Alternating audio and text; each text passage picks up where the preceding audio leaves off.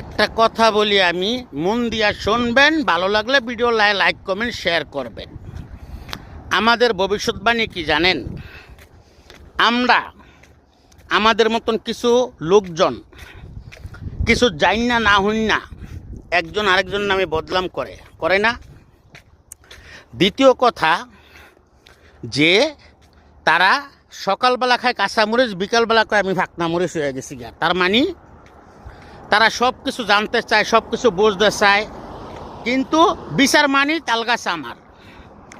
আরে ভাই, তালগাছ তোমার ঠিক আছে, তুমি আগে যেই কাজ করবা সেই কাজের ভিতরে বিশ্বাসী হও। যদি বিশ্বাসী না হও তো তুমি তালগাছটা কীভাবে মাইনে নিবা? এই তালগাছ কইরা এখন বর্তমানে দেশের পরিস্থিতি ভালো না, দেশের পরিস্থিতি গেছে খারাপ হইয়া। আর দেশের পরিস্থিতির হিসাব করতে গিয়া মানে যারা পাপী হেরাও এখন পাক পবিত্র, আর যারা পাক পবিত্র হেরাও মানে পাপী, এরকম বর্তমানে অবস্থা চলতেছে। তা আমার কথাগুলো যদি অনেকের কাছে খারাপ লাগতে পারে, অনেকের কাছে ভালো লাগতে পারে, যেহেতু ভিডিও বানাই, কথাবার্তিতে অনেক কিছু ভুল ত্রুটি হইলে সুন্দর ক্ষমা দৃষ্টিতে দেখবেন।